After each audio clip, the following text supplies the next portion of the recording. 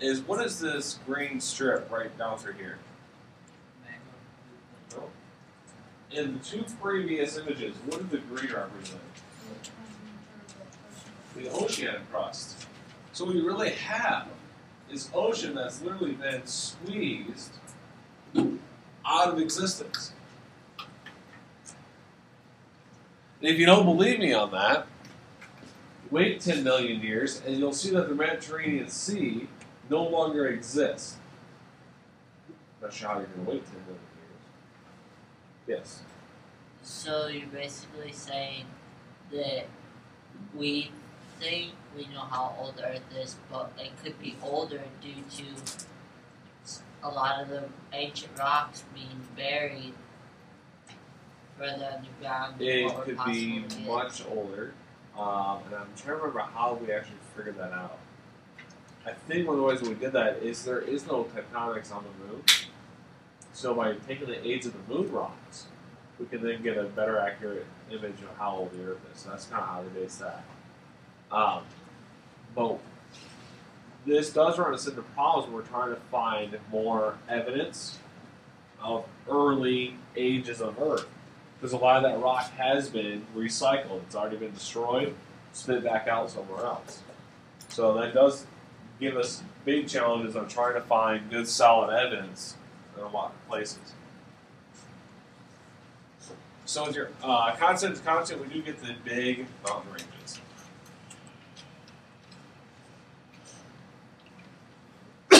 So again, two examples are the Himalayan mountains and the Alps.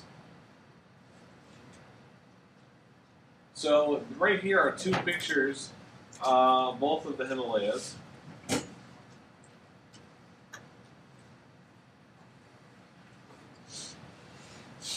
And you can see in this image right here, you can it's well defined how steep that front edge of the Himalayan mountains are.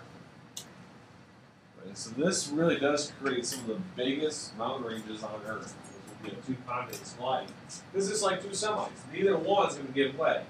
So all they do is they force each other upwards together. So the Alps are actually pieces of the African plate. You guys ever heard of the Matterhorn? Okay. I'm not sure we'll get to.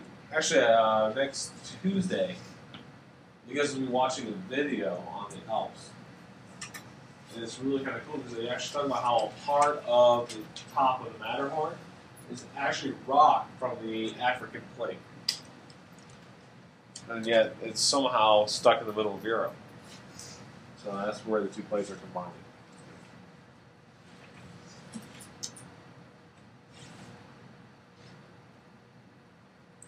Okay, the last one I want to talk about is a transform boundary. You know all the boundaries? Yeah, it looks like it. You never went back to the thing What thing? where it had like all the stuff.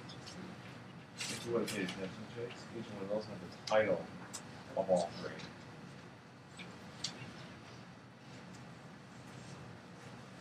What's happening in the transfer boundary?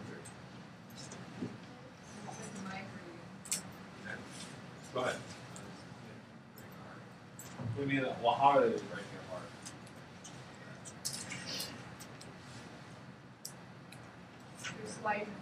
Sliding. There we go. So, with divergent, you're pulling apart. Convergent, you're pushing together. But with transform, it's just a lateral slide. Okay, we're simply sliding past one another. So that's all that transform boundary is. Okay, so it's where we have the two plates that are sliding past one another. And most of these occur at the ocean ridges. So, like, what are the major places for that? San Andreas is a perfect example.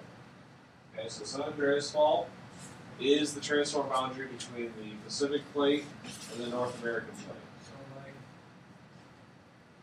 so California pretty much just go like this. Yes, but only a part of California is doing that.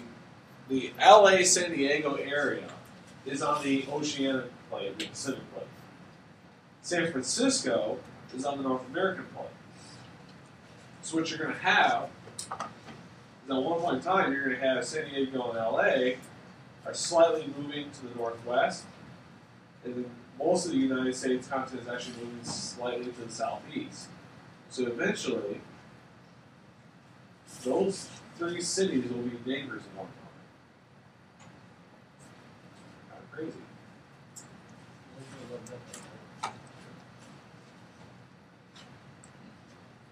So that's all that is. And usually, with transform boundary, we get very, very shallow earthquakes. Yes, these are very shallow.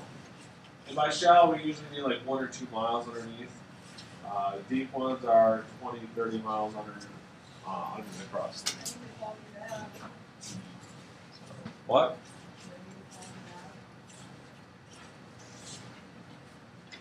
You can fall through anything. Okay, that's pretty much it.